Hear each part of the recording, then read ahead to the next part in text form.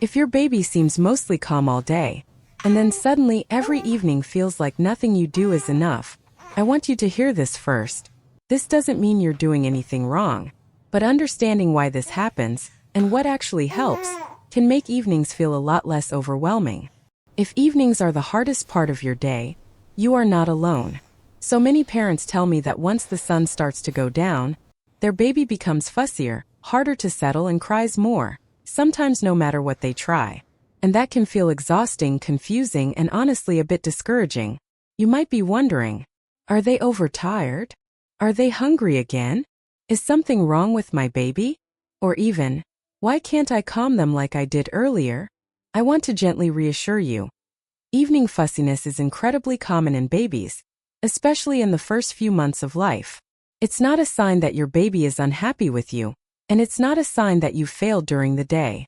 In fact, for most babies, this phase is a normal part of neurological and emotional development, and once you understand what's happening, evenings can start to feel more predictable and manageable.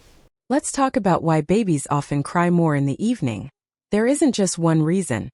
It's usually a combination of factors, all happening at the same time. 1. Sensory overload.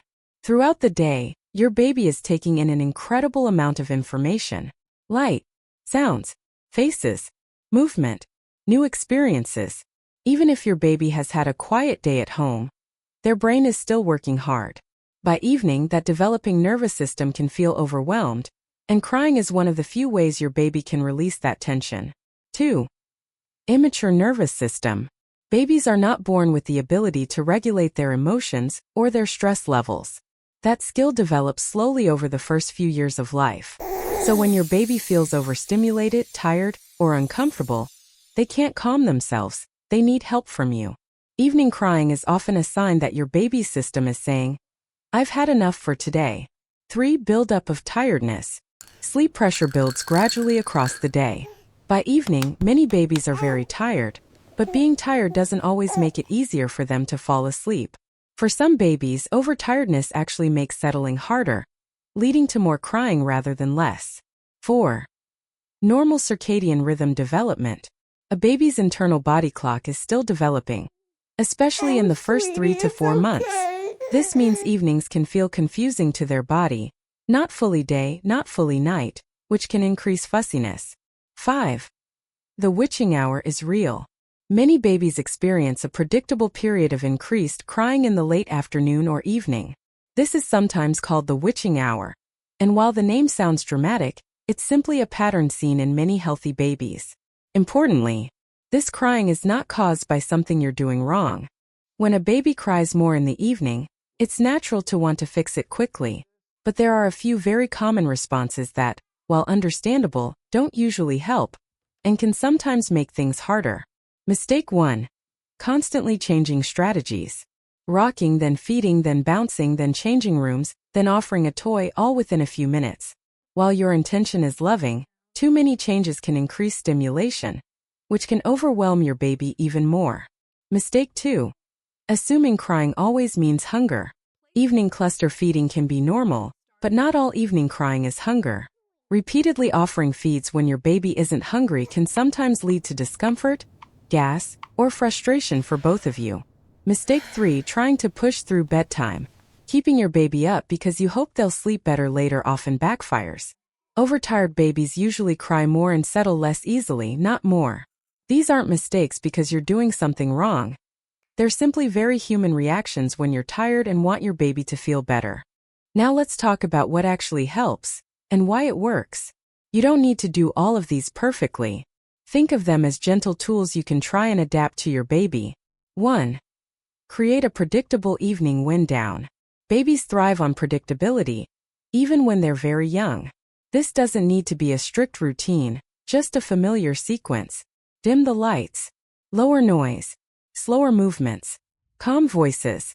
Repeating the same steps each evening helps your baby's nervous system recognize that the day is ending. 2. Reduce stimulation. In the evening, less is more. That might mean turning off bright lights, limiting visitors, avoiding loud toys or screens nearby, staying in one calm environment. A calmer environment supports your baby's ability to settle, 3. Offer connection before correction. If your baby is crying, start with closeness. Holding, skin to skin, gentle rocking, soft humming or talking. This helps regulate your baby's nervous system through co-regulation. Your calm helps them feel safe. 4. Watch wake windows. Pay attention to how long your baby can comfortably stay awake. Many evening meltdowns happen because babies are awake just a little too long. An earlier bedtime is often more helpful than a later one. 5. Accept some crying with support. Sometimes, even when all needs are met, babies still cry in the evening. If you're holding your baby, responding, and staying present, you are supporting them, even if the crying continues. Crying doesn't always mean something is wrong. Sometimes it means your baby is releasing the day. It's completely normal for babies to cry more in the late afternoon or evening, have periods where nothing seems to work, need more comfort at the end of the day. This often peaks around 6 to 8 weeks and gradually improves over the following months. However, you may want to seek professional advice if crying is high-pitched, sudden, or sounds different than usual. Your baby seems uncomfortable most of the day, not just evenings. There are feeding difficulties, poor weight gain, or persistent vomiting. You feel something isn't right. Trust your instincts. Reaching out for support is not overreacting. It's part of caring for your baby and yourself. When you respond calmly and consistently to evening fussiness, you're doing more than getting through a hard time of day. You're helping your baby learn that their needs will be met, build a sense of emotional safety, develop trust in relationships, gradually learn how to regulate emotions. These early experiences form the foundation for emotional resilience later in childhood. You are not spoiling your baby by comforting them. You are teaching them that the world is a safe place, even when things feel hard. If evenings feel heavy right now, I want you to remember this. Your baby isn't giving you a hard time, they're having a hard time. And the fact that you're here trying to understand them already means you're doing something right. You don't need perfection. You need presence, patience, and gentle consistency. And you're already offering that. If this video helped you, I'd love to know. What does your baby struggle with most in the evenings? Share it in the comments. You're not alone. And your experience might help another parent feel less isolated. And if you'd like more calm, science-based guidance to support you through babyhood and beyond, subscribe to the channel. I'm here to support you one small step at a time.